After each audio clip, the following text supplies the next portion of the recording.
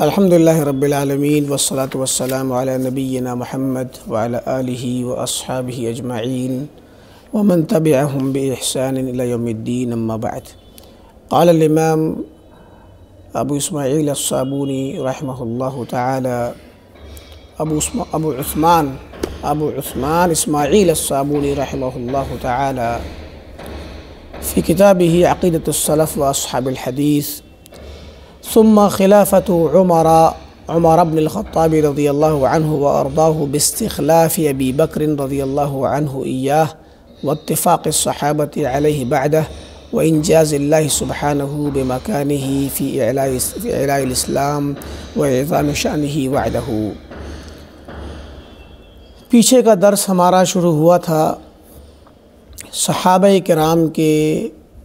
متعلق، اہل سنت والجماعت اور اہل الحدیث کے عقیدے کے متعلق جو امام ابو عثمان صابونی رحمۃ اللہ علیہ نے ذکر کیا ہے، اسی کے ضمن میں خلیفۃ المسلمین خلیفۃ رسول اللہ صلی اللہ علیہ وسلم ابو بکر صدیق رضی اللہ عنہ کی خلافت کا ذکر آیا،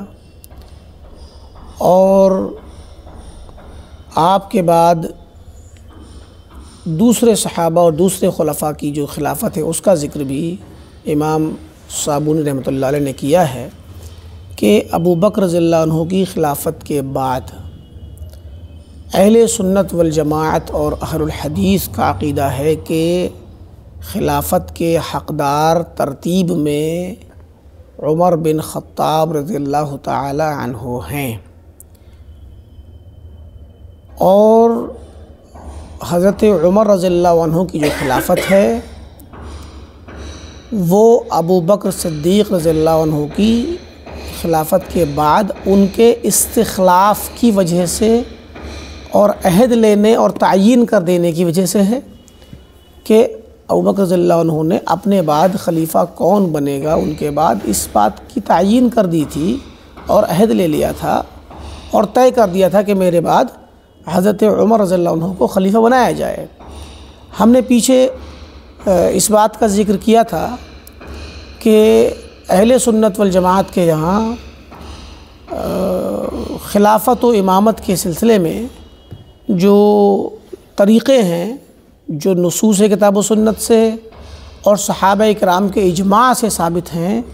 امت کے اجماع سے ثابت ہیں، ان میں سب سے پہلا طریقہ تو اختیار کا ہے،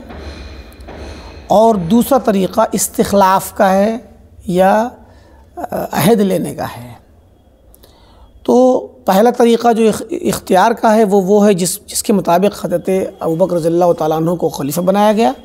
کہ لوگوں میں سے جو اس بات کے اہل ہوں خلافت کے،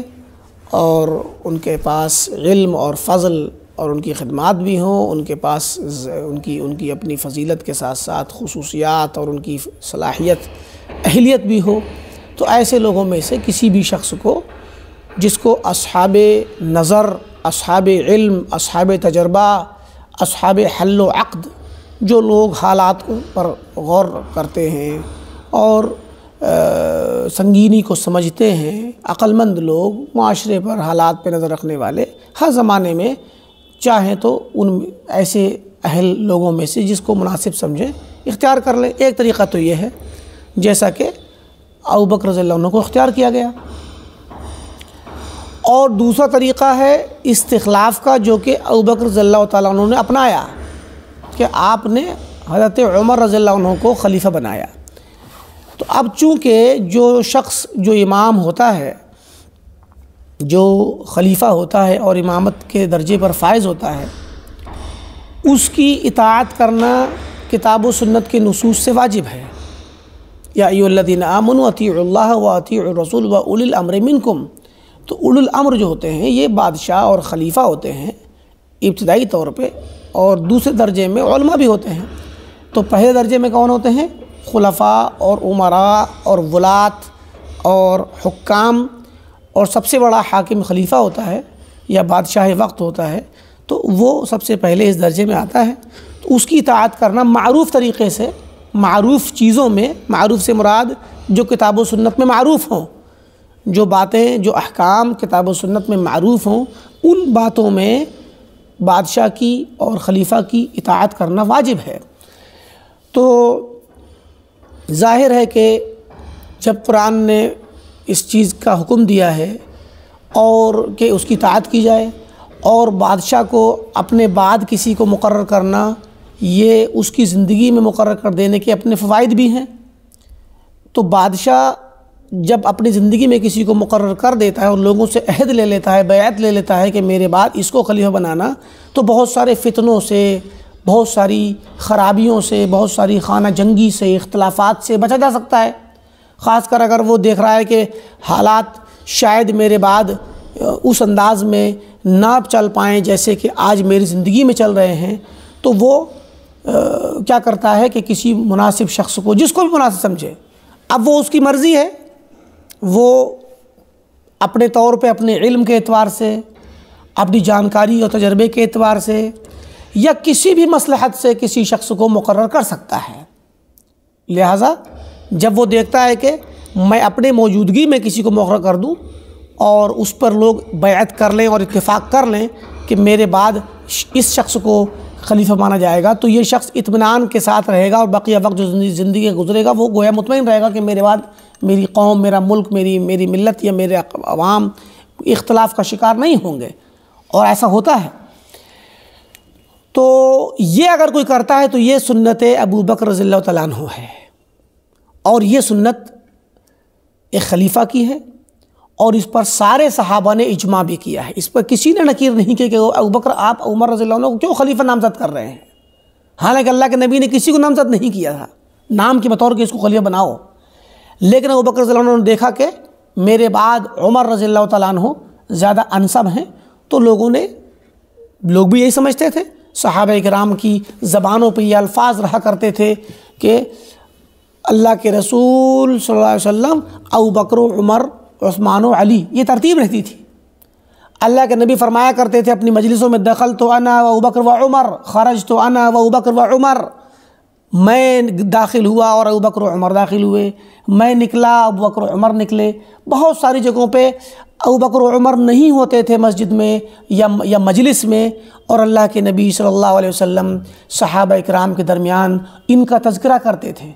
ایک مرتبہ ہم نے آپ کو حدیث سنائی تھی، ایک مرتبہ پیارے نبی صلی اللہ علیہ وسلم نے ایک حدیث بیان کی اور فرمایا کہ پرانے کسی وقت میں، پرانی امتوں میں کسی شخص نے، اس کے پاس گائے تھی تو گائے کے اوپر وہ بیٹھ گیا، اور جب وہ بیٹھا اس کی پیٹھ پہ سوار ہوا تو گائے اس سے کہنے لگی کہ جو ہے میں اس لیے نہیں پیدا کی گئی ہوں کہ تم میری پیٹھ پہ سوار ہو، مجھے اللہ نے اس لیے بنایا ہے تاکہ تم مجھے کھیت کو جوتنے میں استعمال کرو، دودھ دو ہو میرا، اور اس طرح تم مطلب میری پیٹھ پہ نہ بیٹھو۔ اب ظاہر ہے یہ بات اگر اللہ کے نبی صلی اللہ علیہ وسلم نے بیان کی تو سامنے میں گرچہ سارے صحابہ کرام جو آپ پر ایمان لا چکے تھے وہ آپ کی بات مان ضرور لیں گے، لیکن پھر بھی آپ نے کیا کہا؟ اصدق ذلک انا و ابو بکر و عمر، اس بات کی تصدیق میں کرتا ہوں کہ یہ بات سچی ہے کہ ایک گائے بولی، ایسی بھیڑیا کا ذکر کیا کہ بھیڑیا بولا، تو میں تصدیق کرتا ہوں اور ابو بکر و عمر بھی تصدیق کرتے ہیں۔ صحابہ فرماتے، راوی فرماتے کہ اس وقت اس مجلس میں ابو بکر و عمر موجود نہیں تھے، اس کے باوجود پیارے نبی صلی اللہ علیہ وسلم نے ابو بکر و عمر کا تذکرہ فرمایا۔ تو ابو بکر و عمر کا تذکرہ کرنا، وہ ایک تو یہ کہ ان پر اعتماد تھا آپ کو کہ میں جو بھی کہوں گا اس کی تصدیق کریں گے، دوسری چیز یہ ہے کہ اعتماد کے ساتھ ساتھ ترتیب دیکھیے، ابو بکر کے ساتھ عمر کا ذکر آتا ہے، بہت سارے واقعات پائیں گے آپ احادیث میں۔ اتفاق تھا کہ اللہ تعالیٰ کی یہ ایک مطلب سنت کونیہ دیکھیے کہ حالات، بہت سارے واقعات ایسے آئے بھی کہ احادیث میں ذکر بھی ایسے آتا ہے کہ ایک مرتبہ اللہ کے نبی صلی اللہ علیہ وسلم ایک کنویں پہ بیٹھے ہوئے تھے اپنے پیر لٹکا کر کے، تو آپ کا ازار تھوڑا سا ہٹا ہوا تھا، آپ کے پیر میں سے آپ کی ران مبارک دکھ رہی تھی، تو حضرت ابو بکر رضی اللہ تعالیٰ عنہ آئے تو آپ بیٹھے رہے، پھر عمر رضی اللہ عنہ آئے بیٹھے رہے، پھر حضرت عثمان آئے تو آپ نے اپنے کپڑا سمیٹ لیا، کہ ڈھک لیا اس کو۔ تو بلکہ وہ لمبی روایت ہے، مراد یہ کہ وہاں پہ اتفاق دیکھے کہ مجلس میں آنا بھی اسی ترتیب پہ کبھی کبھی ہوا کرتا تھا۔ تو یہ جو واقعات گزرے سارے صحابہ کو معلوم تھا کہ ابوبکر کے بعد اگر کسی کا مقام ہے تو وہ عمر ہے،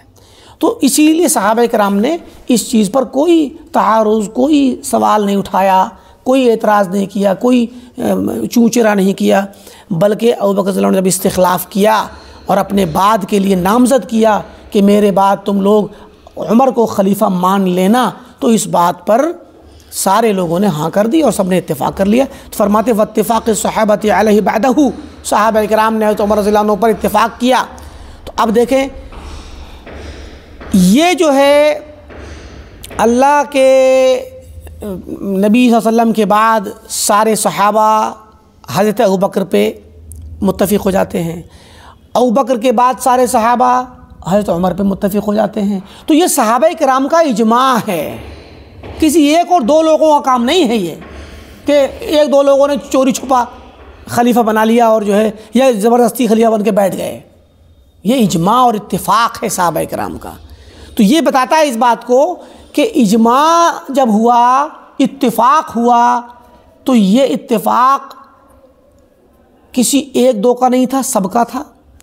اور اس میں کسی طرح کا کوئی دھوکہ، کوئی چال بازی، نعوذ باللہ، کوئی اس طرح کا ایک دوسرے کے مطلب کہ اس پر اپنے منمانی کرنا، اس طرح کی کوئی چیز نہیں، جیسا کہ بعض اہل بدعت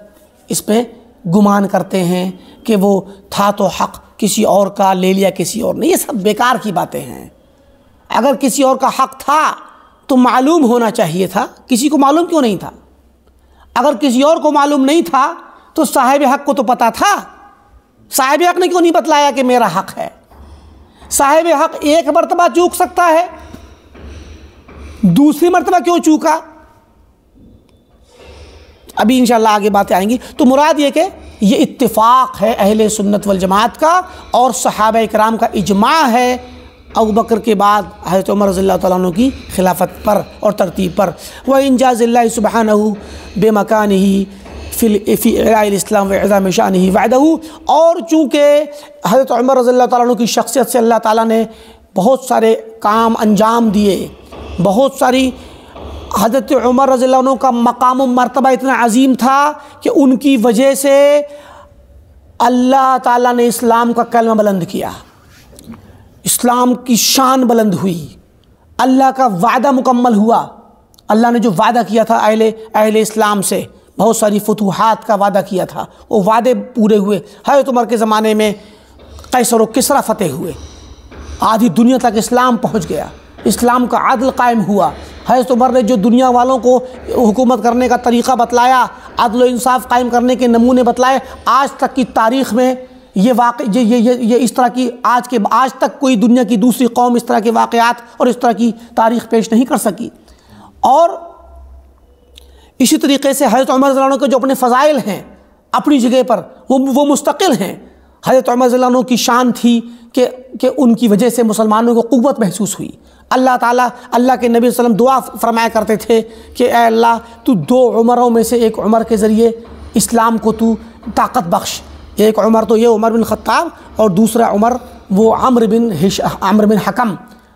وہ جو ابو جہل جسے کہتے ہیں، اس کا نام بھی عمر یا عمر تھا، تو عمر تھا تو اس کو عمر ہی کہتے ہیں، عمرین، تو مراد یہ کہ اس کا نام بھی عمر تھا۔ تو اللہ کے وسلم کی یہ دعا تھی۔ پھر جب صحابہ خود فرماتے ہیں کہ جب تک حضرت عمر اسلام نہیں لائے تھے ہم لوگ ڈرے سہمے رہا کرتے تھے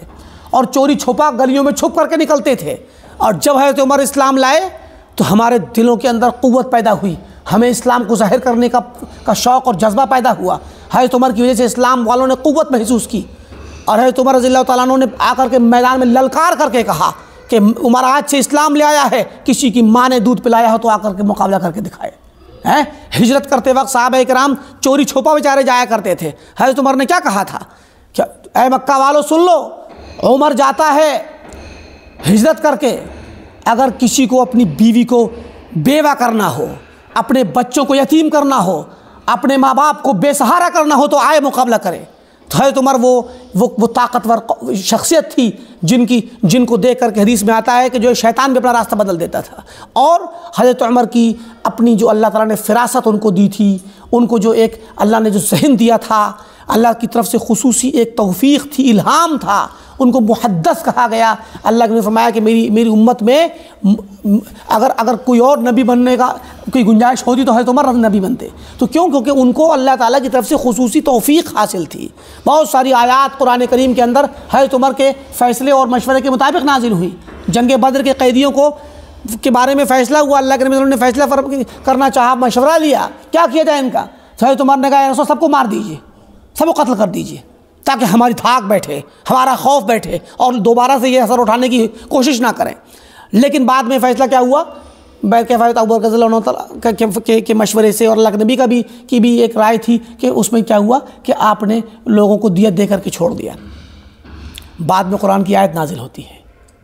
ہے کہ نبی ما کان للنبی ان یکون له اسرى حتى یسخن فی الارض، کہ نبی کے لیے جائز نہیں اگر ان کے پاس کچھ جنگی قیدی ہوں تو ان کو وہ ایسے چھوڑ دے، بلکہ ان کے خون بہائے ان کا۔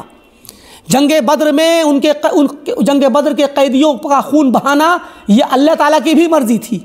لیکن مشورہ جس پہ ہوا اس پہ عمل کیا گیا، بہر کہ اس کے بھی فوائد سامنے آئے، لیکن اگر اس پہ وہ ہوتا تو پھر اس کے الگ فوائد سامنے آتے۔ مراد ہے کہ یہ ایک مثال ہے، ان کے علاوہ بہت سارے واقعات ہیں جن میں حضرت عمر رضی اللہ تعالیٰ عنہ کی رائے کے مطابق، آپ کے فیصلے کے مطابق اللہ تعالیٰ نے قرآن کی آیات نازل فرمائیں۔ تو یہ حضرت عمر کی اپنی فضیلت ہے، ان کا اپنا مقام ہے، اور انہوں نے عدل انصاف قائم کر کے دکھلایا بھی۔ انہوں نے پوری آدھی دنیا پہ حکومت کی اور انصاف کی اور رحم دلی کی اور زہد اور تقوی کی وہ مثالیں قائم کی کہ بڑے بڑے بادشاہوں کے پاس جو محل ہوا کرتے تھے، ان محلوں کے ان کے مالک بننے کے باوجود، ان کے خزانے کے مالک بننے کے باوجود حضرت عمر کے بدن پہ جو کپڑے ہوتے تھے ان کپڑوں میں پیوند لگے ہوتے تھے، روکھا سوکھا کھانا کھاتے تھے، پیاز سے، سوکھی روٹی سے، تیل سے۔ اور جب بیت المقدس فتح کیا تو اپنے غلام کے ساتھ بیت المقدس تک ایک اونٹ پر سوار گئے، اور اتفاق سے تنہا اس اونٹ پر جاتے وقت یہ نہیں کیا کہ اپنے غلام کو استعمال کریں اور اس کو عذاب دیتے ہوئے اس سے کہیں کہ تو گھسیٹتا ہوا لے کے چل، بلکہ کچھ دور تک عمر بیٹھے گا اور کچھ دور کے بعد پھر عمر کھڑا ہوگا اور پکڑے گا اس کی نکیل کو اور غلام بیٹھے گا۔ اور اتفاق دیکھیں کہ حضرت عمر جس وقت فلسطین میں داخل ہو رہے تھے اس وقت وہ موقع، وہ باری اس غلام کے بیٹھنے کی تھی جو اونٹ پہ بیٹھا ہوا تھا۔ تو یہ تھا حضرت عمر رضی اللہ عنہ کا عدل اور انصاف اور رحمت اور ان کی رحم دلی، جو انہوں نے خلافت نبوت کو قائم کر کے دکھلایا کہ نبی کی خلافت کو، نبی کے منہج کو، نبی کے طریقے کو دنیا میں نافذ کیا، عدل بھی قائم کیا، انصاف بھی قائم کیا، اور ذمہ داری کا احساس حضرت عمر نے فرمایا، احساس ذمہ داری۔ بہت سارے واقعات ہیں تاریخ میں، کچھ کی روایتیں سندن صحیح نہیں ہیں، لیکن تاریخی طور پہ بہت سارے واقعات مشہور ہیں۔ حضرت عمر گشت لگایا کرتے تھے، دیکھا کرتے تھے کہ کوئی ایسا تو نہیں جو مدینے میں بغیر کھائے پیے سو رہا ہو۔ اس کے علاوہ اسی طریقے سے حضرت عمر رضی اللہ عنہ کی بہت ساری کرامات منقول ہیں جو صحیح روایت سندوں سے منقول ہیں۔ ایک تو بڑی مشہور کرامت ہے یا ساریہ الجبل، یا ساریہ الجبل کے نام سے، کہ ایک ساریہ نامی شخص تھے جو کسی جنگ میں گئے ہوئے تھے۔ حضرت عمر رضی اللہ عنہ نے ان کو الجبل کہہ کر کہا کہ جبل کا راستہ پکڑو، اور اس طریقے سے وہ بہت سارے خطرے سے بچ گئے۔ مراد یہ کہ حضرت عمر فرمایا کرتے تھے احساس ذمہ داری سے کہ واللہ لو عثرت بغلۃ فی العراق، اگر کوئی عراق اس زمانے میں بہت دور کا علاقہ تھا، اور دور سے مراد ہے کہ نیا فتح کیا ہوا علاقہ تھا جس میں بہت ساری اصلاحات اور بہت سارے کاموں کی ضرورت تھی، تو کہا کہ اللہ کی قسم اگر عراق کے کسی جنگل میں یا کسی صحرا میں کوئی خچر یا کوئی گھوڑا اور گدھا کوئی جانور ٹھوکر کھا کے گر جائے تو اللہ کی قسم عمر کو ڈر ہے کہ قیامت کے دن اللہ تعالیٰ اسے سوال کرے گا کہ اے عمر تو نے اس کے لیے راستہ کیوں نہیں ہموار کیا تھا۔ تو یہ حضرت عمر رضی اللہ تعالیٰ عنہ کا احساس تھا اور ان کا مقام تھا، اور ان کی بہت ساری خدمات ہیں حضرت عمر کی اور ابو بکر کی، سارے خلفاء کی۔ اس پر مستقل اگر باقاعدہ تفصیل سے کلام کیا جائے تو ایک لمبا وقت چاہیے اس کے لیے۔ مراد یہ کہ اللہ تعالیٰ نے حضرت عمر رضی اللہ تعالیٰ عنہ کے لیے اسلام کے ذریعے اسلام کو تقویت دی، اسلام کو آگے پھیلایا، اور قیصر و کسریٰ کی فتوحات سے اللہ تعالیٰ نے نوازا۔ یہی وجہ ہے کہ قیصر و کسریٰ کی فتوحات کی وجہ سے بہت سارے ایسے اہل بدعت جن کے خاندانی حکومت گئی، جن کے خاندان کی حکومت چھینی، حضرت عمر کو آج بھی اسی وجہ سے مبغوض اور مکروہ سمجھتے ہیں اور بغض رکھتے ہیں۔ فرمایا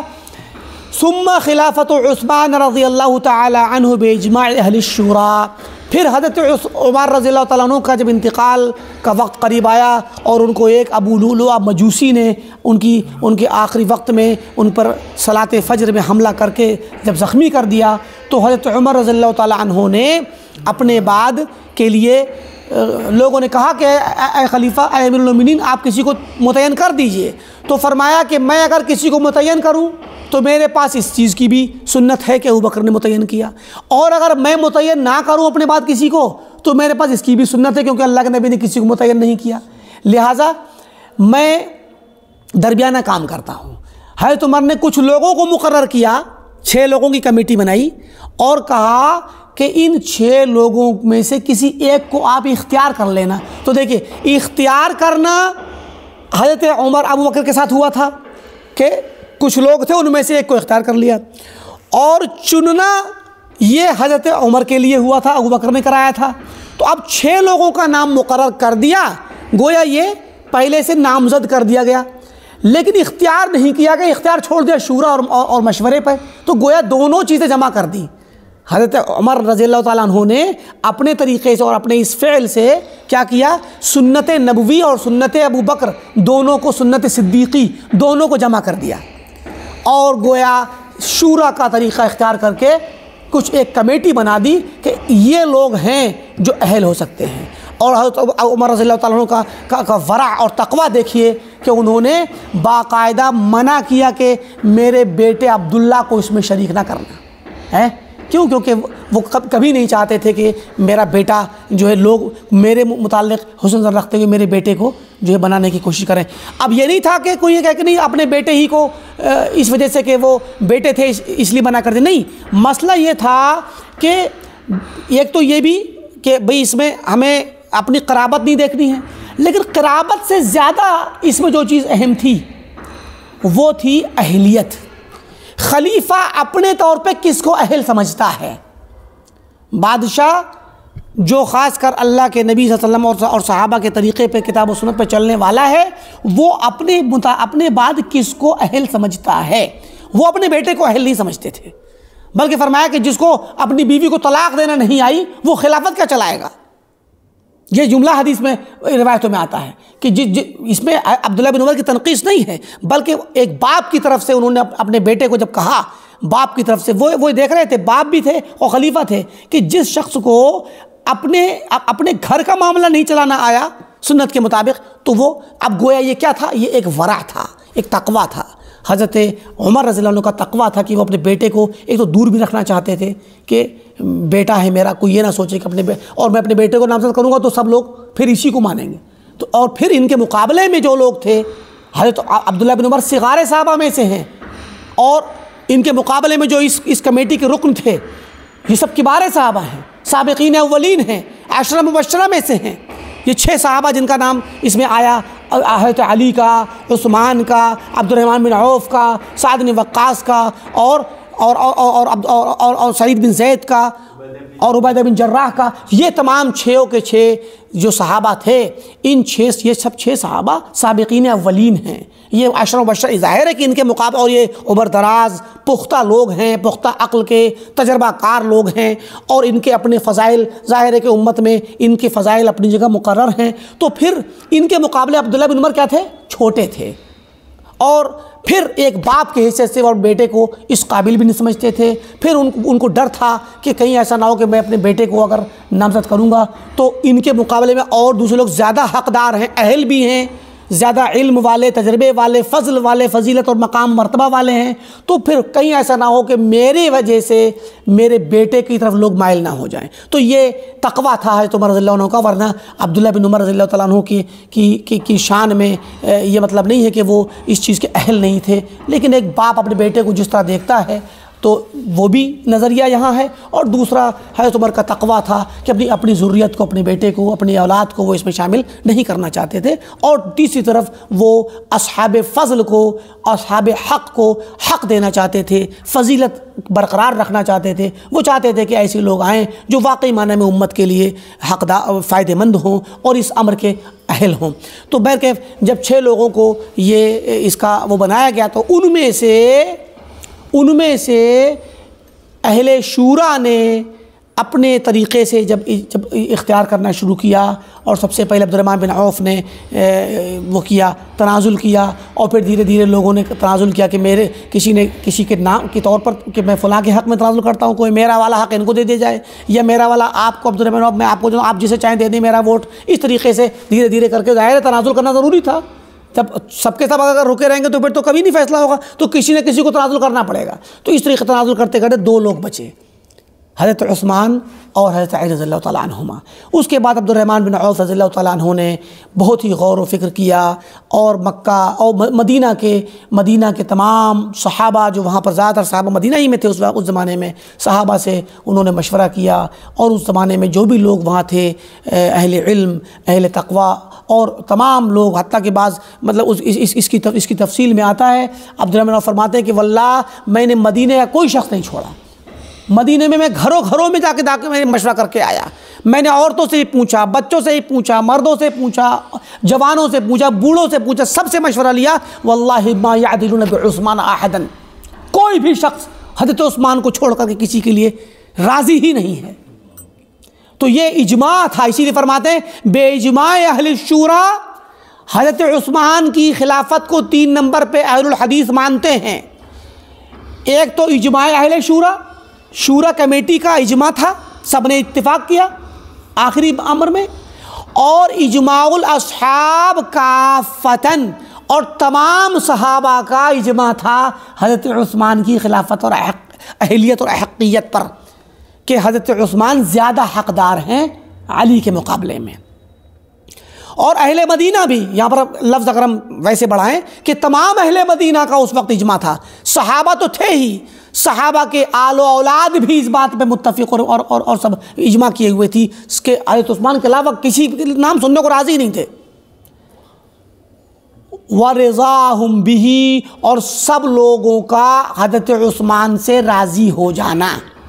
ان کے رضامند ہو جانے کی وجہ سے ہم بھی ان کو خلیفہ مانتے ہیں، حتیٰ جُعِلَ الْأَمْرُ إِلَيْهِ، یہاں تک کہ امر خلافت حضرت عثمان کو دے دیا گیا اور آپ کے لیے مقرر کر دیا گیا۔ تو حضرت عثمان کی خلافت بھی صحیح اور حق ہے، اور تیسرے نمبر پر ہے سارے اہل شورا اور سارے صحابہ اور تابعین اور امت اسلامیہ کے تمام افراد کے اجماع کے ساتھ۔ جس زمانے میں ان کو خلیفہ بنایا گیا اس وقت سب کا ان پر اتفاق اور اجماع تھا، لہٰذا یہ بھی جو خلافت کا درجہ اور نمبر ہے حضرت عثمان کا، یہ بھی اپنی جگہ برحق ہے، اور ترتیب بھی برحق ہے، اور اس پر بھی طعن کرنا یا اس ترتیب پر اگر کوئی سوال اٹھاتا ہے تو وہ اجماع کا مخالف ہے، امت کا مخالف ہے، صحابہ کا مخالف ہے، اور اس زمانے کے تمام مسلمانوں کا مخالف ہے، سبیل المؤمنین کو چھوڑنے والا ہے۔ اور اللہ رب العالمین نے اس بات کی وعید سنائی ہے کہ وَمَن يُشَاقِقِ الرَّسُولَ مِن بَعْدِ مَا تَبَيَّنَ لَهُ الْهُدَىٰ وَيَتَّبِعْ غَيْرَ سَبِيلِ الْمُؤْمِنِينَ، کہ جو انسان رسول سے مخالفت کرے، رسول کی مخالفت کرے بعد اس کے کہ اس کے سامنے ہدایت واضح ہو گئی، ہدایت کا معاملہ واضح ہو گیا، وَيَتَّبِعْ غَيْرَ سَبِيلِ الْمُؤْمِنِينَ، اور اہل ایمان اور مسلمانوں کی جماعت اور مسلمان تمام صحابہ اور جو مسلمان تھے اس زمانے میں، ان صحابہ اور ان کی جماعت کے راستے کو چھوڑ کر کے دوسرا راستہ اختیار کرے گا، نُوَلِّهِ مَا تَوَلَّىٰ، تو جس راستے وہ گیا ہے ہم اسی میں اس کو دھکیل کے چھوڑ دیں گے، وَنُصْلِهِ جہنم، اور ہم اسے جہنم میں داخل کریں گے، وَسَاءَتْ مَصِيرًا، اور بہت برا ٹھکانہ ہے۔ لہٰذا جو اہل بدعت صحابہ کرام کے اس فیصلے پر اور صحابہ کرام کے اس اجماع پر اور ان کے خلاف آواز اٹھاتے ہیں، وہ حقیقت میں وہ لوگ اس آیت کے مطابق اس جرم کے کرنے والے اور جماعت اور صحابہ کی مخالفت کرنے والے اور اس کے مطابق اس جرم کے اور اس سزا کے حقدار ہیں۔ ثم خلافت علی رضی اللہ عنہ، پھر حضرت علی کی خلافت ہمارے ترتیب میں سب سے پہلے ابوبکر کی خلافت، پھر عمر کی خلافت، پھر عثمان کی خلافت، پھر علی کی خلافت رضی اللہ عنہم جمیعا۔ تو یہ ترتیب ہے صحابہ کرام کی خلافت کے متعلق، اور یہ اہل سنت والجماعت اہل الحدیث کا طریقہ ہے، اور یہ ہمارا مذہب ہے، یہ ہمارا مسلک ہے جو قرآن کے مطابق ہے، جو سنت کے مطابق ہے، اور صحابہ کرام کے اجماع اور جماعت کے مطابق ہے۔ لہٰذا یہاں پر بعض اہل بدعت نے، جو ان کا ذکر آگے آئے گا، ان کا نام بھی آئے گا بعض اہل بدعت کا، روافظ کا، رافضہ شیعہ کا، رافضہ کا، کہ یہ رافضی شیعہ جو 12 امامی شیعہ، یہ 12 امامی شیعہ رافضی، یہ لوگ صحابہ کرام میں سے تینوں خلفاء ابوبکر، عمر، عثمان رضی اللہ عنہم کی خلافت پر طعن کرتے ہیں، اس کو ناجائز قرار دیتے ہیں، غصب کرنے والے الفاظ سے کہ غصب کر لی، حق چھین لیا، زبردستی قبضہ کر لیا، یہ والی بات کہتے ہیں۔ ہم زیادہ تفصیل میں جائے بغیر صرف ایک بات کہیں گے، اگر ایسا ہی ہے کہ خلافت کے حقدار حضرت علی تھے، اولاً مطلب سب سے پہلے نمبر 1 پہ اگر خلافت کے حقدار حضرت علی تھے، تو بہر کہ ان کے شبہات تو بہت ہیں۔ وہ تو کہتے ہیں کہ اللہ کے نبی صلی اللہ علیہ وسلم نے وصیت بھی کی تھی اور نامزد کر کے باقاعدہ صحابہ کو وصیت کی تھی، سارے صحابہ نے چھپایا، اس وصیت کو چھپایا جان بوجھ کر کے۔ تو اب یہاں سب سے پہلا سوال تو یہ کھڑا ہوگا کہ اگر اللہ کے نبی صلی اللہ علیہ وسلم نے وصیت کی تھی تو اب وصیت ظاہر ہے کہ جس کو وصیت کی اسے پتہ ہوگا، اور یعنی جس شخص کے نام وصیت کی اس کو پتہ ہوگا، اور بقیہ ان تمام کو جن کو گواہ بنا کے وصیت کی، آپ کے مطابق جن کو گواہ بنایا انہوں نے چھپایا۔ تو اگر انہوں نے چھپایا تو اس کا لازمی طور پہ مفہوم یہ نکلتا ہے کہ کچھ شریعت کا وہ حصہ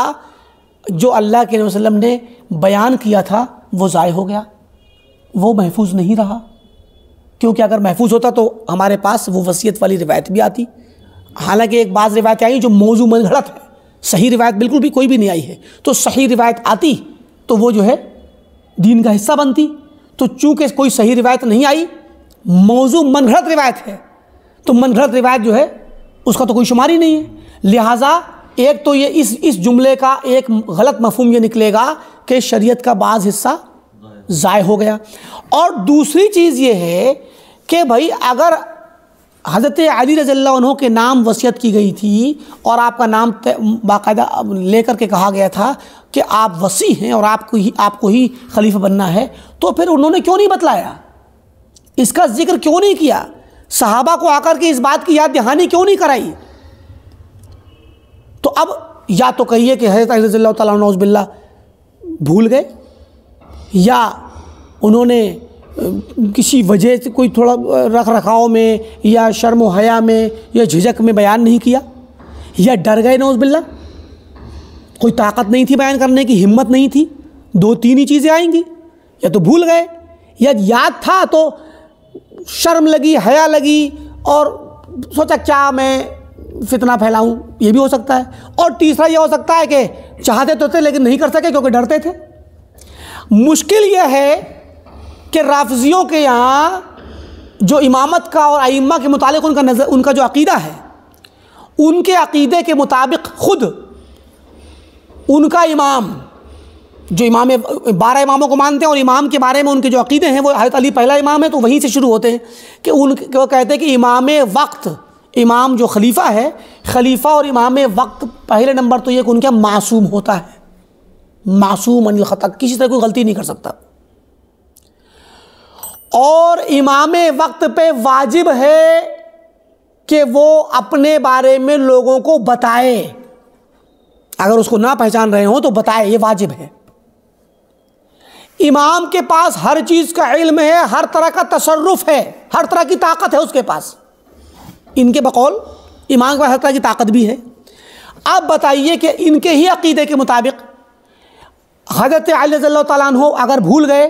تو پھر امام کس بات کے؟ اتنی اگر کسی میموری اتنی کمزور ہے تو پھر آپ کیا نام ہے امام کہاں رہے؟ آپ کے عقیدے کے مطابق ہی امام نہیں رہے، علم ہی آپ کا اتنا کمزور ہے کہ کچھ دنوں میں آپ بھول جاتے ہیں،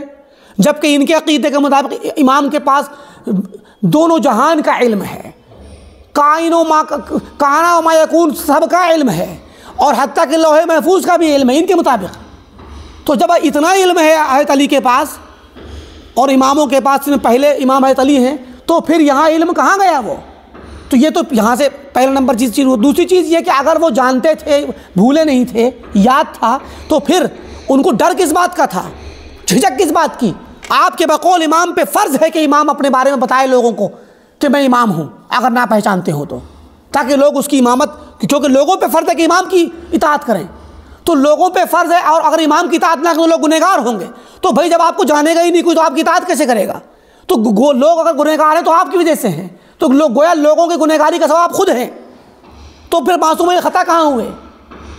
لہذا اور حضرت اللہ تعالیٰ عنہ اگر خوف تھا، ان کو ڈرتے تھے یا بزدل تھے نعوذ باللہ، تو پھر تو کیا نام امامت کے حقدار ہی نہیں ہے۔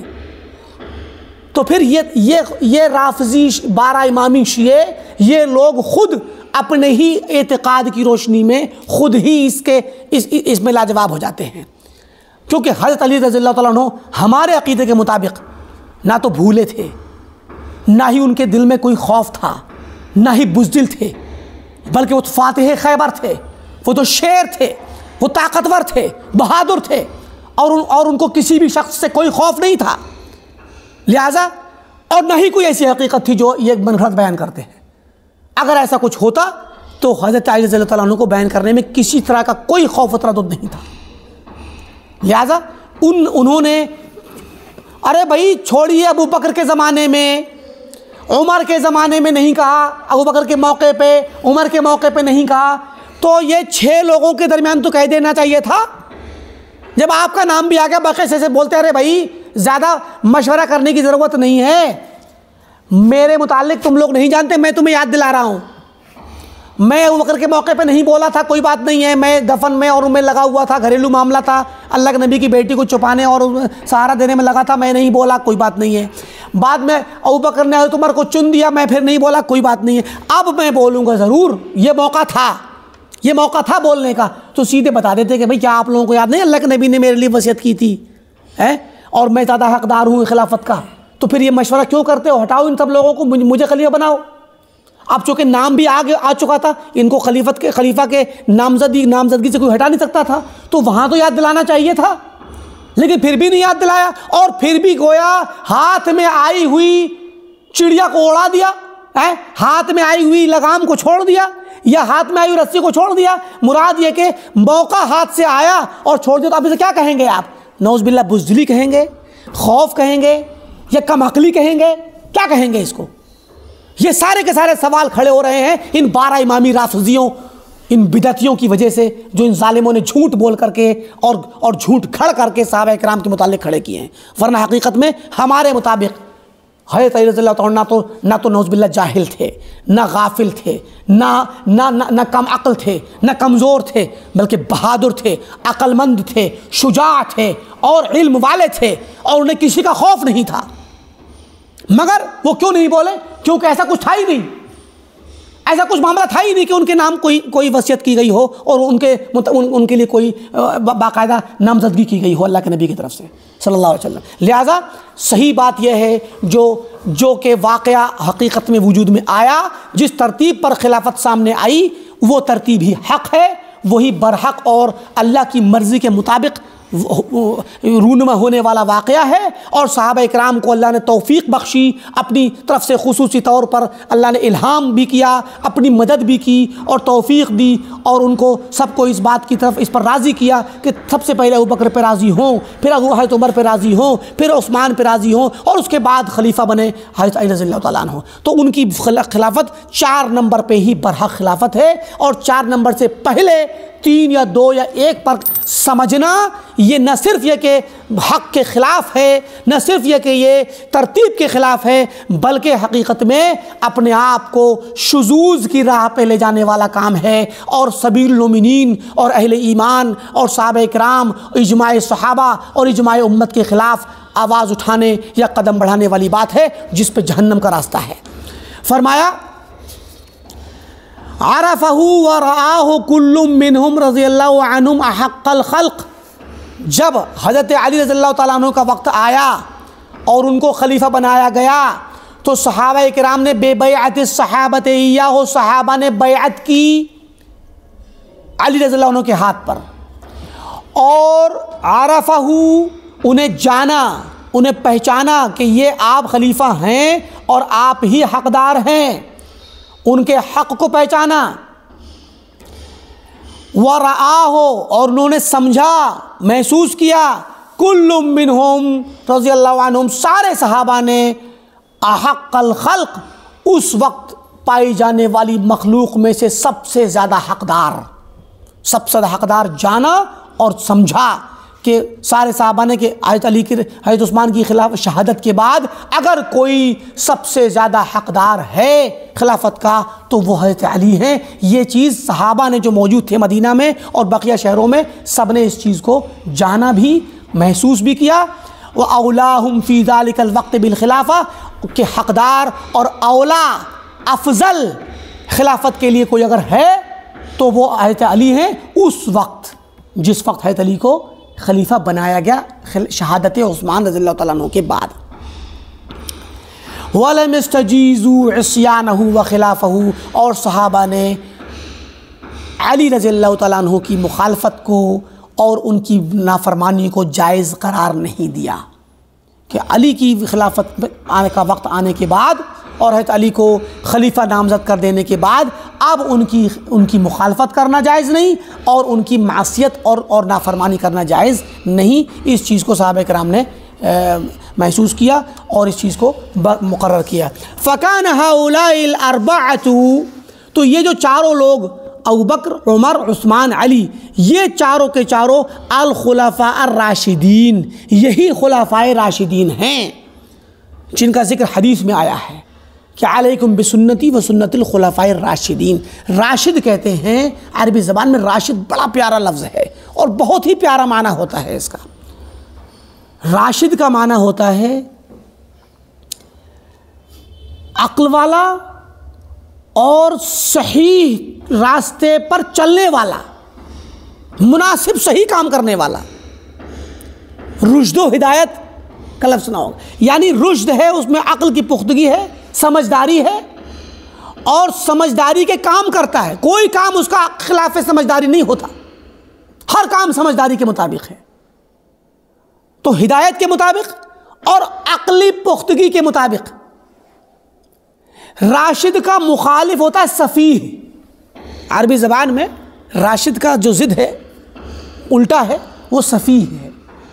سیقول السفہاء من الناس، قرآن میں آیا نا، سفہاء اس کی جمع ہے۔ سفیہ کہتے ہیں کم عقل کو، بد عقل، کم عقل۔ اور قرآن میں بھی ذکر آیا ہے سورہ نساء میں کہ وَلَا تُؤْتُوا السُّفَهَاءَ أَمْوَالَكُمْ، کہ سفہاء کو، جو کم عقل بچے ہوں، ان کو اپنا مال نہ دو۔ یعنی اگر کوئی بچہ یتیم ہے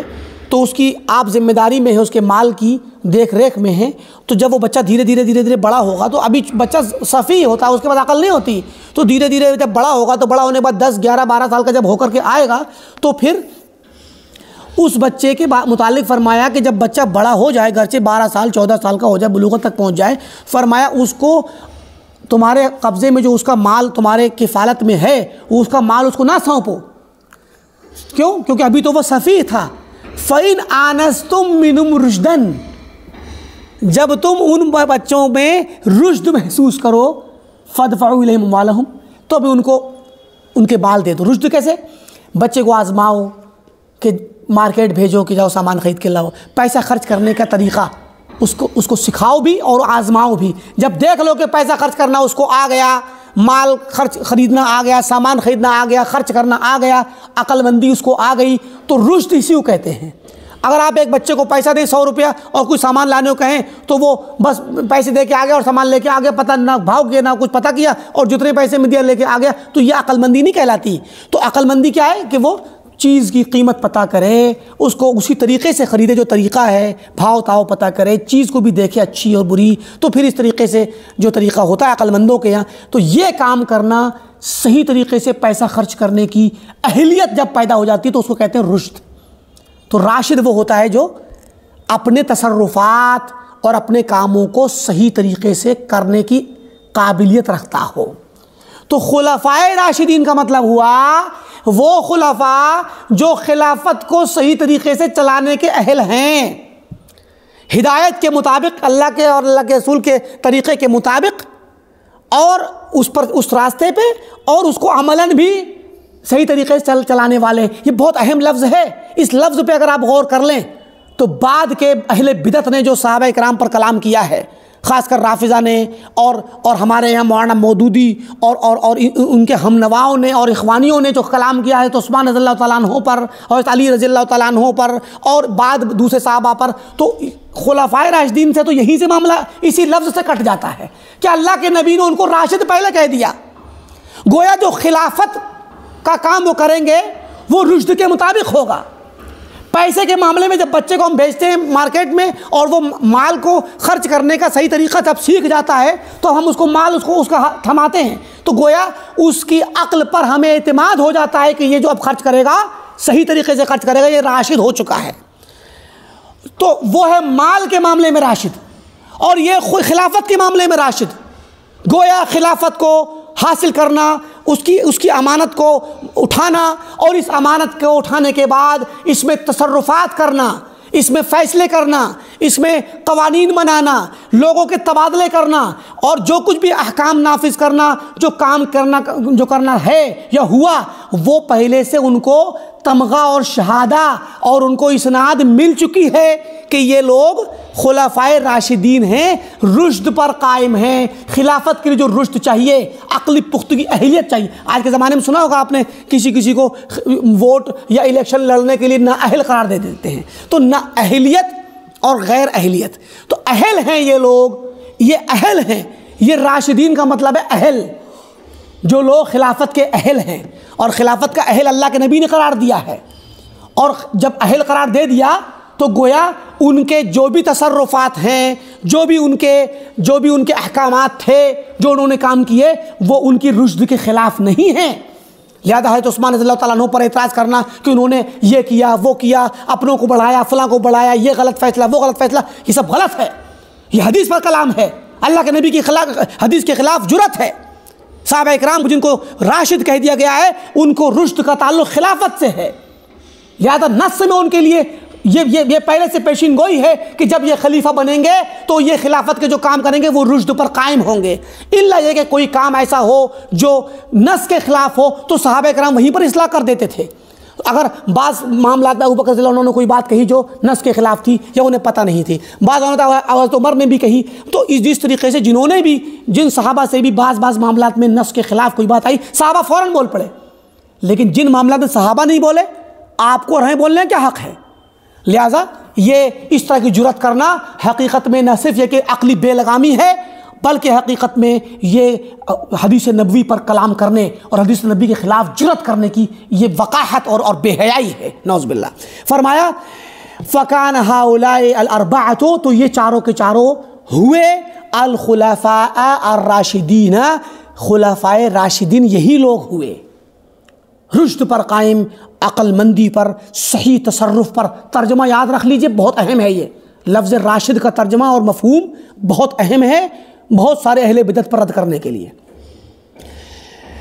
الذین نصر اللہ بہم الدین، جن کے ذریعے اللہ تعالیٰ نے دین کو مدد پہنچائی، وقہر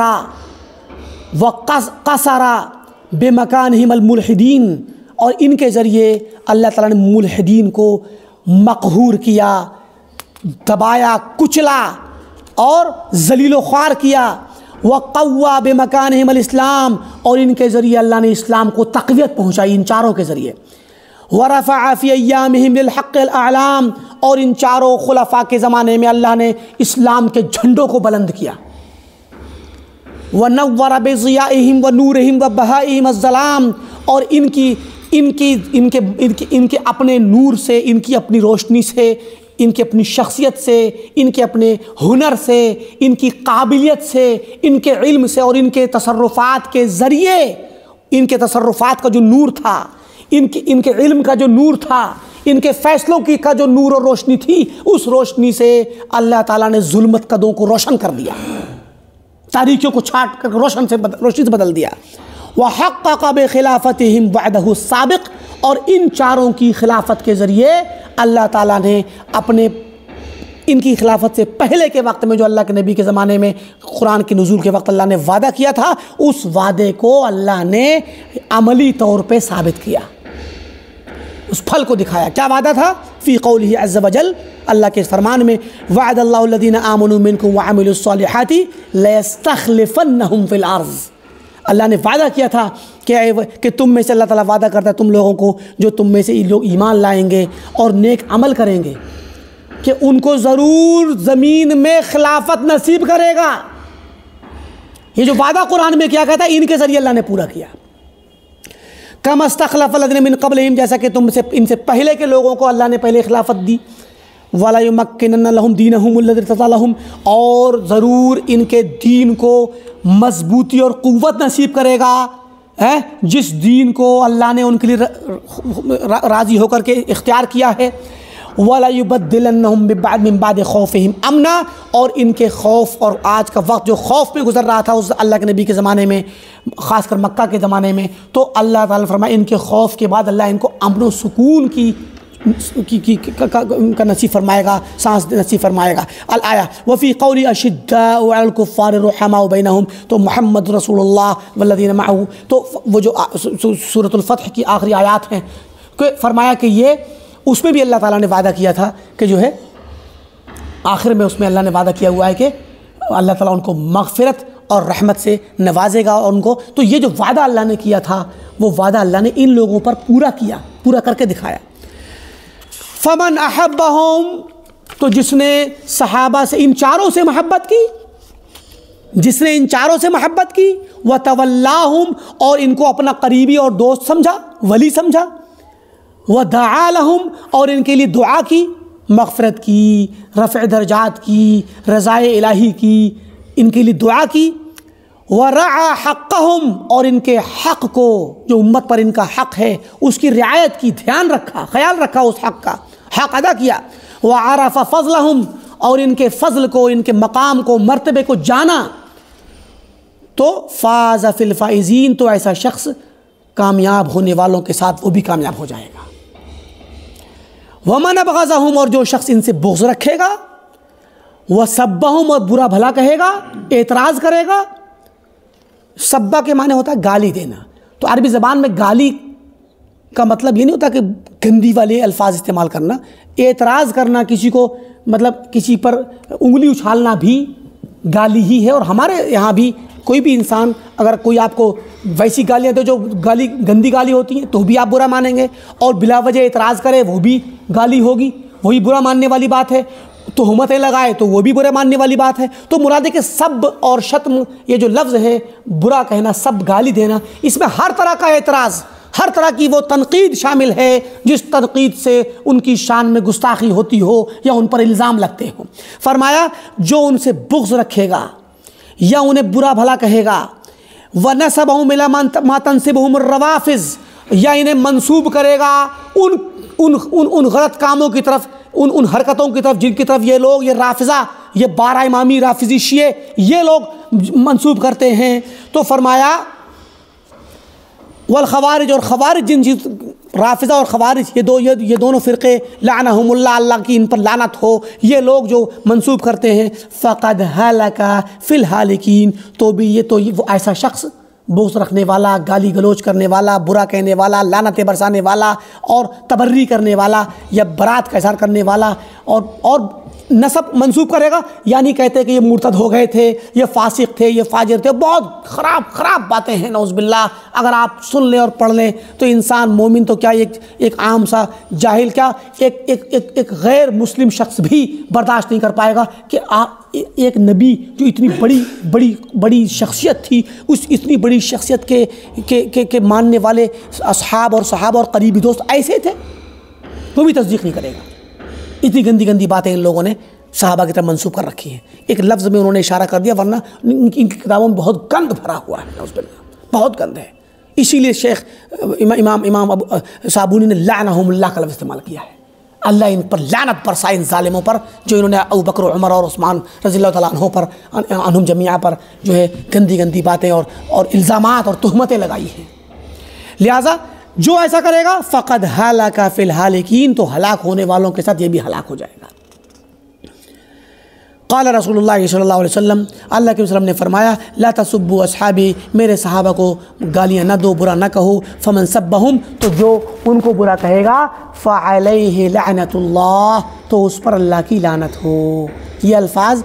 بعض روایتوں میں ثابت ہیں۔ سنہ ابن ابی عاصم کی بڑی مشہور کتاب ہے، انہوں نے اپنی کتاب میں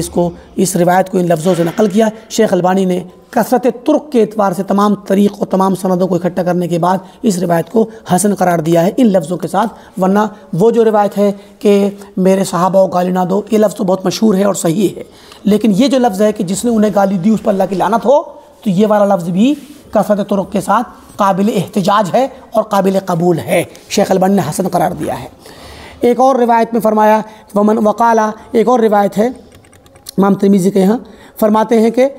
من احبہم، جو میرے صحابہ سے محبت کرے گا، فبحبی احبہم، تو میری محبت کی وجہ سے محبت کرے گا، یعنی اگر وہ مجھ سے محبت کرتا ہے تو میرے صحابہ سے محبت کرے گا۔ تو گویا صحابہ سے محبت کرنے کا مطلب ہوا کہ مجھ سے محبت کرتا ہے تبھی کر رہا ہے کیونکہ میرے صحابہ ہیں۔ اور واقعی معنی میں آپ کہتے ہیں دوست کا دوست دوست ہوتا ہے، آپ کا کوئی دوست ہو اور اس کا اگر کوئی اور دوست ہو تو آپ اس سے بھی محبت رکھیں گے، دوست بنائیں گے اس کو۔ تو ہم اگر اللہ کے نبی سے محبت کرتے ہیں آخری نبی کے اعتبار سے، ایمان لانے کی وجہ سے، تو آپ کے صحابہ سے بھی ہم محبت کریں گے جن سے آپ راضی تھے۔ حاشیے والی کا ترجمہ کر دیجیے۔ کس کا؟ حاشیے جو حدیث جو پہلے والے میں گزری،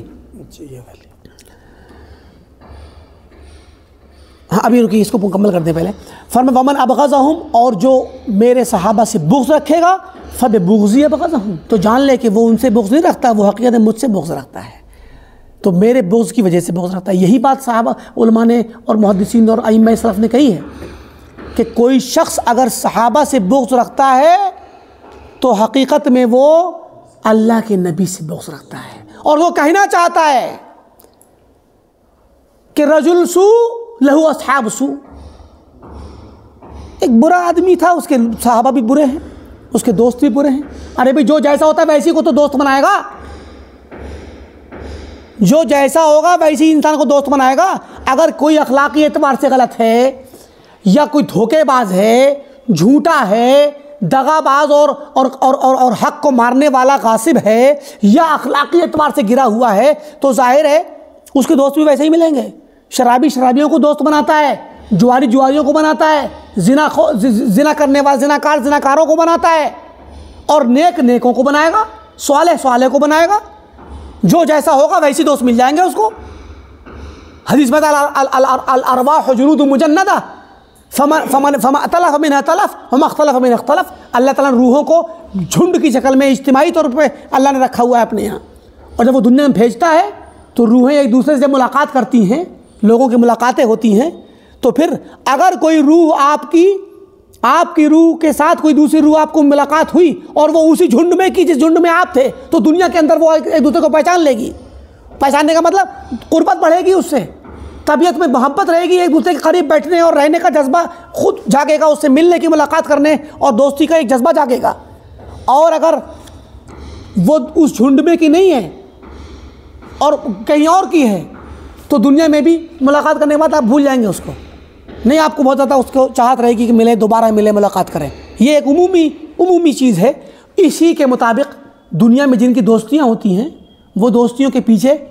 بہت سے وجوہات ہوتی ہیں۔ ایک تو جذبات ہوتے ہیں، ذہنی خیالات کا ایک سا ملنا ہوتا ہے، پیسے اور دولت یا منصب یا بہت سارے لالچ بھی ہوتے ہیں، بہت کو بہت سی وجوہات پہ دوستیاں کی جاتی ہیں۔ ان میں سے ایک وجہ یہ بھی ہے کہ بسا اوقات آپ کو کوئی لالچ نہیں، کوئی کام نہیں، بس آپ کو اچھا لگتا ہے وہ انسان، کیونکہ وہ آپ کی روح کے ساتھ جڑا ہوا ہے، اللہ تعالیٰ کے یہاں ہی وہ آپ کی روح کے ساتھ ایک ہی مجموعے میں تھا۔ تو مراد یہ کہ جو جیسا ہوتا ہے، المرء مع من احبہ فلینظر احدکم من یخالل، ہے روایت میں آتا ہے کہ بندہ اسی کے ساتھ رہے گا جس سے محبت کرتا ہے یا دوستی کرتا ہے، لہذا وہ دیکھ لے وہ کس سے دوستی کر رہا ہے۔ عن المرء لا تسأل وسل عن قرینہ، عربی شاعر کہتا ہے کہ کسی بندے کے بارے میں سوال نہ کرو، اس کے دوستوں کے بارے میں پوچھو۔ فإن القرین بالمقارن یقتدی، کیونکہ ایک دوست دوسرے دوست کے ساتھ اقتدا کرتا ہے۔ تو اگر اللہ کے نبی اچھے تھے، صالح تھے، نیک تھے، تقوی شعار تھے اور اچھا نمونہ تھے، تو آپ کے صحابہ بھی ایسے ہی ہوں گے۔ اور اگر الٹے طریقے پہ آپ کے صحابہ غلط ہیں تو آپ بھی غلط ہیں نعوذ باللہ، کیونکہ ایک دوست دوسرے دوست سے سیکھتا ہے۔ تو اگر صحابہ نے ان کی خاص کر ابوبکر، عمر، عثمان، یہ 3 صحابہ غلط ہیں بقول رافضہ اور خوارج، تو پھر ان کا صاحب بھی غلط ہے نعوذ باللہ۔ اسی لیے فرمایا ومن ابغضہم، جو ان سے بغض رکھے گا، فببغضی ابغضہم، تو حقیقت مجھ سے بغض رکھتا ہے تو ان سے بغض رکھتا ہے۔ ومن آذاہم فقد آذانی، جو ان کو تکلیف پہنچائے گا وہ مجھے تکلیف پہنچائے گا۔ ومن سبہم فعلیہ لعنت اللہ، اور جو ان کو گالی دے گا، برا کہے گا، تو اس پر اللہ کی لعنت ہو۔ پیچھے ایک روایت جو گزری تھی یہی والی، اسی کے ضمن میں محقق نے ایک اور روایت نقل کی ہے۔ فرماتے ہیں کہ پہلا جملہ جو ہے لا تسبوا اصحابی، میرے صحابہ کو گالیاں نہ دو، برا نہ کہو، یہ جملہ تو صحیحین میں ہے، ابو سعید خدری، ابو ہریرہ کی روایت ہے، صحیح بخاری میں اور صحیح مسلم میں۔ اچھا، ان کے الفاظ لا تسبوا اصحابی فلو ان احدکم انفق مثل احد ذهب ما بلغ مد احدهم ولا نصیفہ، کہ میرے صحابہ کو برا نہ کہو کیونکہ میرے صحابہ کا مقام بڑا عظیم ہے۔ اگر تم میں سے کوئی شخص اللہ کی راہ میں خرچ کرے اور وہ بھی خرچ کریں، تو اور خرچ کرنے کی شکل یہ ہو کہ وہ لوگ مد کہتے ہیں 2 ہاتھ میں جتنا آ جائے ملا کر کے، ایک مد یا اس کا نصف، یعنی ایک ہاتھ میں غلہ آ جائے، گیہوں، چاول، دال یا کوئی جو باجرہ کچھ بھی، تو وہ صحابہ 2 ہاتھ خرچ اللہ کی راہ میں صدقہ کریں یا 1 ہاتھ میں لے کے صدقہ کریں۔ اور تم میں سے کوئی شخص احد پہاڑ کے برابر سونا خرچ کرے اللہ کی راہ میں ہے، تو صحابہ کرام کے اس آدھے مد یا 1 ہاتھ کے دانے کے برابر چاول اور روٹی اور یہ آٹا اور یہ جو دانے کھائے جاتے ہیں جن کو ہاتھوں سے لے کے ہم لوگ دیا کرتے ہیں، اس دانے کے ثواب کے برابر بھی نہیں پہنچے گا۔ احد پہاڑ کتنا بڑا ہے، کتنے کوئنٹل کا ہوگا، تو کوئی نہیں اندازہ لگا سکتا، الا یہ کہ بہرحال سائنٹیفک طریقے سے لگایا جائے، ورنہ ہم نے خود ذاتی طور پہ اس کی لمبائی چوڑائی کو گنا ہے اپنی گاڑی سے، تو اتفاق سے اس پہ احد پہاڑ کا سلسلہ ہے، تو ایک طرف روڈ ہے، اس کی لمبائی میں کو روڈ جا رہا ہے، طریق المطار مدینہ میں جو ایئرپورٹ روڈ ہے، اور دوسرا راستہ چوڑائی والے حصے میں بھی ہے جو ادھر خلیل کے راستے میں جاتا ہے، بیضہ کے راستے میں، جہاں جس کو ہمارے یہاں کے حاجی لوگ کہتے ہیں کہ وادی جن کی طرف جو راستہ جاتا ہے۔ تو مراد ہے کہ ہمارے پاس اپنی گاڑی تھی، پرسنل گاڑی، تو اس گاڑی سے ہم نے اپنے گاڑی کے میٹر سے چیک کیا کہ یہاں سے چیک کرتے ہیں کہ کتنے دور تک پہنچتا ہے۔ لمبائی میں 8 کلومیٹر ہے اور چوڑائی میں 4 کلومیٹر۔ اب یہ بالکل ایگزیکٹ پورے 8 کلومیٹر اور کچھ میٹروں کا انتر اس چیز کو نہیں بتا سکتے ہم، لیکن ہم نے جو اپنی گاڑی کا میٹر دیکھا چلتے وقت تو وہ 8 کلومیٹر پہنچا لمبائی میں، ریکٹینگل کی شکل بنائیں گے تو 8 کلومیٹر پہنچا چوڑائی لمبائی میں، اور چوڑائی میں پہنچا 4 کلومیٹر۔ تو اب آپ بتائیے کہ جو ہے کیا نام ہے، اتنا بڑا، اور اونچائی کا تو پتہ ہی نہیں ہے، اس کا تو اندازہ خود بھی نہیں ہے، وہ تو خیر آپ ویسے دیکھ لیں گے، بہت ساری تحقیقات میں ملے گا آپ کو۔ تو مراد یہ کہ اتنا عظیم پہاڑ اور اتنے بڑے پہاڑ کے برابر کوئی سونا اللہ کی راہ میں ہم جیسا انسان آج کے زمانے کا قیامت تک آنے والا خرچ کرے، اور یہ بات ہمارے لیے نہیں ہے، حدیث کے الفاظ میں یہ ہمارے لیے نہیں کہی گئی تھی، یہ تو متاخرین صحابہ کے لیے کہی گئی تھی۔ متاخرین جو صلح حدیبیہ کے بعد یا فتح مکہ کے وقت یا اس کے بعد میں مسلمان ہوئے، کیونکہ بعض صحابہ کا کچھ سابقین صحابہ سے کچھ جھگڑا ہو گیا تھا، تو اللہ کے وسلم کے پاس خبر پہنچی تو آپ نے پھر فرمایا کہ لا تسبوا اصحابی، میرے اصحاب، میرے خالص جو قریبی صحابہ ہیں جن کا جو پہلے سے اسلام لا چکے ہیں، ان کے متعلق اور بعد کے لوگوں کے متعلق کہی گئی تھی۔ لیکن چونکہ لفظ عام ہے اور یہ اہل علم کا، اہل تفسیر کا اور اہل الحدیث کا، اہل علم کا یہ متفقہ قاعدہ اور قانون ہے کتاب و سنت سے استدلال اور استفادے کا کہ العبرۃ بعموم اللفظ لا بخصوص السبب، کہ اعتبار ہوگا عمومی لفظ کا، جنرل لفظ کا اعتبار ہوگا، خاص سبب، خاص موقع محل کا نہیں، کس موقع پہ یہ بات کہی گئی تھی، کس سے کہی گئی تھی، بلکہ یہ الفاظ قیامت تک کے لیے ہیں، ہر انسان کے لیے ہیں۔ تو جب یہ بات ان صحابہ سے کہی گئی جو متاخر تھے اسلام میں اور متقدم صحابہ کے حق میں، یہ ان سے کہا کہ ان کو گالی نہ دو، تو یہ جن صحابہ کے متعلق گالی کی بات چلی وہ تو متقدم ہیں ہی، سابقین اولین، لیکن گالی دینے والے متاخر ہیں، وہ تو صحابہ بھی نہیں، صحابہ کے تابعین تبع تابعین بھی نہیں چاہیے کہ صحابہ ہوں، تو پھر ہم جیسے لوگوں کا اود پہاڑ کا پوری زمین بھر کے بھی اگر سونا خرچ کر دیں تو وہ بھی جو ہے ان کے آدھے نصف ایک ہاتھ کے برابر نہیں پہنچے گا۔ تو یہ صحابہ کرام کے مقام اور فضیلت کا اس کا یہ حال ہے۔ فرمایا کہ والجملۃ الاخری، دوسرا جو جملہ روایت میں آیا کہ جو ان کو گالی دے گا اس پہ اللہ کی لعنت ہو، یہ جملہ جو ہے وردت فی حدیث آخر رواہ ابن ابی عاصم فی السنہ، ابن ابی عاصم نے اپنی کتاب السنہ میں اس جملے کو نقل کیا ہے، عن عبد الرحمن بن سالم عن ابیہ عن جدہ، لفظ اس کا آ رہا ہے کہ ان اللہ اختارنی، جو ابن ابی عاصم کی جس روایت کو شیخ البانی نے حسن قرار دیا ہے اس الفاظ، وہ پوری روایت انہوں نے نقل کی ہوئی ہے حاشیے میں، فرماتے ہیں کہ الفاظ ہیں کہ بے شک اللہ تعالیٰ نے مجھے اختیار کیا، چنا، واختار لی اصحابا، اور میرے لیے کچھ صحابہ اور اصحاب اور میرے دوستوں کو اختیار کیا، فجعلہم لی وزراء، تو اللہ نے میرے ان صحابہ کو میرے وزیر بنایا۔ جیسے بادشاہ کے وزیر ہوتے ہیں، کوئی بھی بادشاہ اکیلے کچھ کام نہیں کر سکتا، ظاہر ہے کچھ انصار اپنے مددگار کو لے کر تو ان کو وزیر بناتا ہے، وزیر اپنے اپنے شعبے کے ذمہ دار ہوتے ہیں، پھر وہ لوگ اپنے طور پہ اپنے کام کروائیں گے، تو یہ سب اس کو خبر دیں گے۔ تو یہ گویا اللہ تعالیٰ نے صحابہ کو اللہ کے نبی کا وزیر بنایا ہے، وہ انصار بنایا، وہ اصحار بنایا، انصار مددگار اور اصحار سواد سے یہ رشتہ دار۔ ظاہر ہے کہ اللہ کے نبی صلی اللہ علیہ وسلم کی عقد میں ابو بکر کی بیٹی عائشہ ہیں، تو سحر کہتے ہیں عربی زبان میں، مصاہرت جو ہے، مصاہرت ایک رشتہ ہوتا ہے جو شادی سے قائم ہوتا ہے، ایک رشتہ تو ارحام سے قائم ہوتا ہے، ذوی رحم، آپ ہیں، آپ کے بھائی ہیں، آپ کی بہن ہے، آپ کے جو دوسرے رشتہ دار اپنے، تو ذوی الارحام ہیں، یہ جو خونی رشتے ہیں، خاندانی اور خونی رشتے، چاہے وہ ددیال کے ہوں یا ننسال کے ہوں۔ اور دوسرا رشتہ ہوتا ہے سحر اور مصاہرت کا، یعنی شادی بیاہ کا۔ تو شادی بیاہ کے رشتہ دار والا رشتہ، تو اللہ کے نبی کی عقد میں ایک بیٹی ابو بکر کی بیٹی، اور آپ کے عقد میں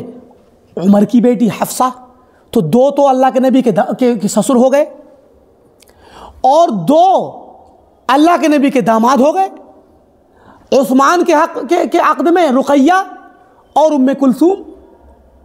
تو اب اگر رافضیوں کے یہاں چلیے حضرت علی کے عقد میں فاطمہ، تو حضرت علی کو تو وہ کچھ نہیں کہتے ہیں یہ رافضہ، تین کو کہتے ہیں نا، تو دو تو اللہ کے نبی کے سسر ہیں اور ایک اللہ کے نبی کے داماد ہے، وہ بھی دو دو بیٹیوں پہ۔ اور ذی النورین کہا گیا ہے تو عثمان کو، اور فرمایا اللہ کے نبی نے دونوں بیٹی کے انتقال ہونے کے بعد کہ واللہ اگر میرے پاس ایک بیٹی اور ہوتی تو میں عثمان کو وہ بھی دے دیتا۔ اور آپ کی بیٹی کی تیمارداری پر ہے تو عثمان رضی اللہ تعالیٰ عنہ جب جنگ بدر میں شریک نہیں ہو سکے، جانا چاہتے تھے، آپ نے منع کر دیا کہ نہیں، آپ تمہاری بیوی اور میری بیٹی ہے، وہ تمہاری بیوی بیمار ہے، اس کی تیمارداری کرو۔ تو جنگ بدر کی غنیمت میں ہے تو عثمان کو حصہ دیا اللہ کے نبی نے۔ تو مراد یہ کہ اتنے قریبی رشتہ دار،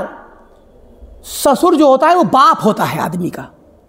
اور داماد جو ہوتا ہے وہ بیٹا ہوتا ہے۔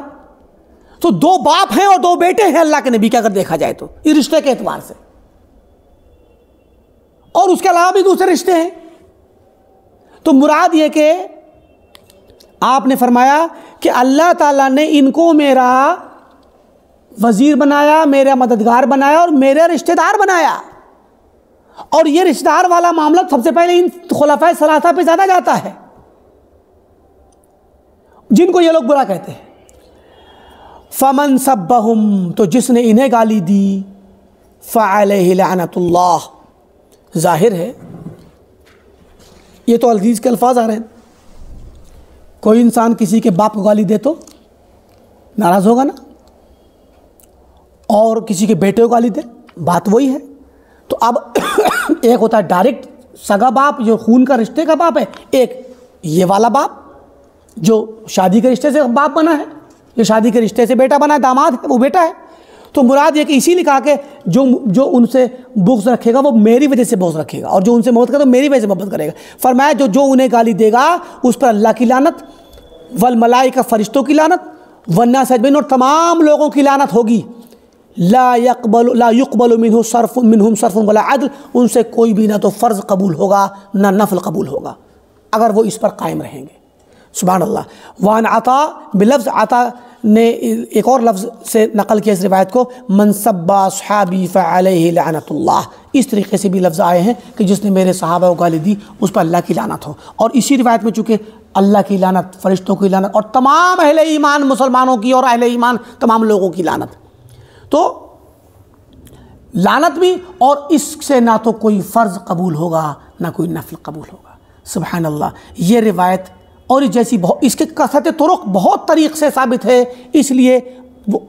ہر طریق میں کچھ نہ کچھ تھوڑا ضعف ہونے کے باوجود بھی یہ مجموعی طریق سے کیا ہے، روایت صحیح ہے، اور ویسے بھی عقلاً بھی صحیح ہے، اور کتاب و سنت کے دوسرے نصوص سے بھی اس کی تائید ہوتی ہے کہ صحابہ کرام کو برا بھلا کہنا، بھئی ان صحابہ کو برا کہو یا کسی بھی صحابی کو، اللہ تعالیٰ نے انہیں اختیار کیا، ان کی توثیق کی، ان کی تعدیل کی، ان کے ایمان کو نمونہ ثابت کیا، تو پھر یہ تو اللہ تعالیٰ کے اختیار پر سوال اٹھتا ہے، اللہ کے نبی کے اختیار پر سوال اٹھتا ہے، اور اللہ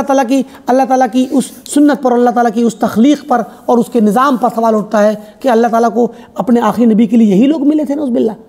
اگر وہ غلط ہوں تو پھر اس لیے ایسا شخص، حقیقت میں یہ جو روایت آ رہی ہے وہ کتاب و سنت کے نصوص کی روشنی میں بالکل صحیح ہے، معنن بھی صحیح ہے، اور طرق کے اعتبار سے بھی قابل قبول ہے کہ جو لوگ صحابہ کرام کو، اور خصوصاً ابو بکر، عمر اور عثمان رضی اللہ تعالی عنہم جمیعاً، ان تینوں صحابہ کو اگر کوئی برا کہتا ہے اور ان پر تنقیدیں کرتا ہے تو وہ اس وعید کا حقدار ہے۔ اللہ تعالیٰ ہم تمام کو صحابہ کرام کے طریقے پہ چلنے کی توفیق دے، تمام صحابہ کرام سے محبت کرنے اور ان کو ان کے مقام و مرتبے کو دینے اور اس کو سمجھنے کی توفیق دے۔ اللہ ہمیں اس لائق کرے کہ ہم ان کے لیے دعائیں کریں، مغفرت کی بھی، بلندی درجات کی بھی، اور رضا الہی کی بھی دعا کریں، اور اللہ تعالیٰ ہم تمام کو ان کے طریقے پہ چلائے، اور آخرت میں قیامت کے دن ہمیں ان کے ساتھ سب اٹھائے اور ان کے زمرے میں شامل فرمائے۔ آمین۔ وسلام۔